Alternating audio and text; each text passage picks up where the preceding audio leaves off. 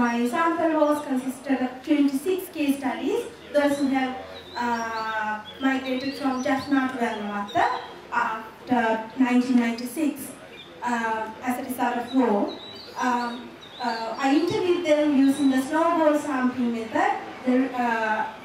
Basically, I focused 3 research questions: the reasons for their migration, life changes, and expectations in the context of return.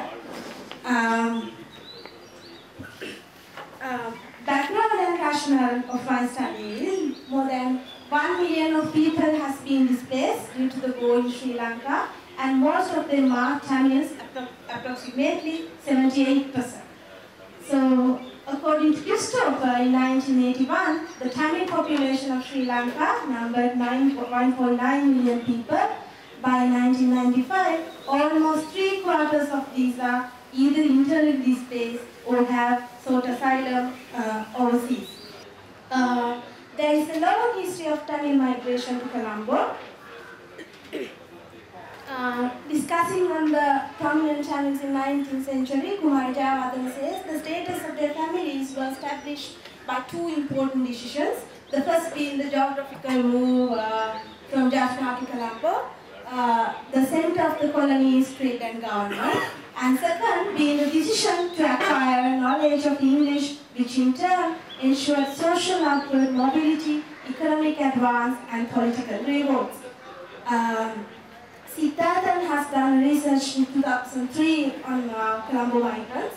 The migrant Tamils consciously choose to live in selected neighborhoods in Colombo, such as Vallavatta, Kotahena, Bambalapitiya, which are predominantly inhabited by the same ethnic group, which in turn may reflect their mistrust towards the Sinhalese in general. There are many reasons for their migration. War and hardships created by it, that's the main reason of their coming, and the education needs of their children, the encouragement from their friends and family, similar social groups, ease of traveling abroad, health facilities, and business opportunities. And when I asked them, about their reason to choose Vallavatta, the lady said that everyone belongs to our ethnicity, this area called Punchi Apalaya. She said that Dalenata made Punchi Apalaya. It seems even if they do not know everyone, being among Tamils gives them a psychological support and a sense of security. According to Benedict Anderson, being part of an emerging community enables people to develop a sense of national identity. People believe that they belong to one community and they have a sense of shared things. These migrants believe that because the majority of the people live there are Tamils, they share some sense of community. And education has played a major role in influencing their decision to migrate to an urban space. When they arrived in Vallavatta, they knew that there were good possibilities to achieve their life targets. The people who I interviewed, they were doctors, engineers, lawyers, and businessmen and teachers. Their minimum education level was advanced level. So then, when I asked about their experience in the new environment, their life, so this is what they said. Obviously, the life here is very different from Jaffna, but here we have opportunities. We can give what our children want. That is education. If we have good education, we don't want to bow our heads before everyone. Wherever we go, I show my professional identity, then they allow me to go. So it seems they have used the power of their education and professions as social capital. They have used the symbolic capital of their professional identity to overcome barriers they face in their everyday lives, like questioning by the police and the army. Symbolic capital is according to Pierre Bourdieu, symbolic capital is a credit. It is the power granted to those who have obtained sufficient recognition to be in a position to impose recognition. And Kumari Jayawardena and many scholars have showed that people use education as a tool to achieve social mobility. Many Tamils in the past have gained social status through education. Lack of proper meaning, like they didn't have so hot in the house. Some of them have air condition, but it's very hot and all. However, these apartments have been designed for middle class, relatively wealthy and upwardly mobile people. It would be difficult to form personal attachment to these flats because they are often culturally restrictive. When I'm talking about the relationships among,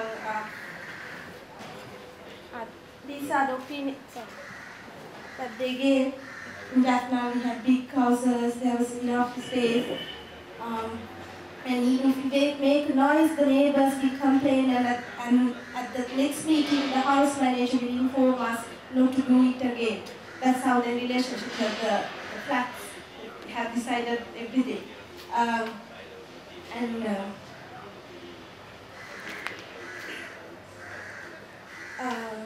Their relationship among these people are limited. They do not interrelate even with their neighbors.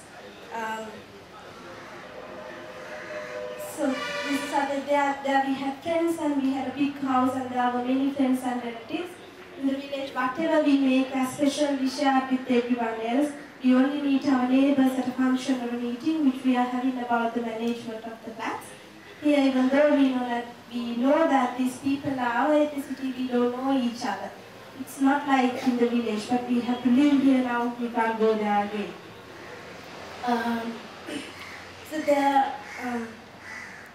newness to PES has made new orders in the area. Everything is taken according to monetary value. They have become used to giving money to get what they want done. Money is used as a strategy to overcome the obstacles that they face due to their lack of familiarity with their new environment. In general, the prices of goods in the markets in this area are relatively high. This can be considered as a result of the above position adopted by migrants. Recently, I revisited them after the war to have an idea about their returning. Most of the migrants don't want to go back to Jaffna. The first reason for not returning would be the successfulness of what they expected. Their main target is to have a good education for their children, and they have, some extent, they have achieved it.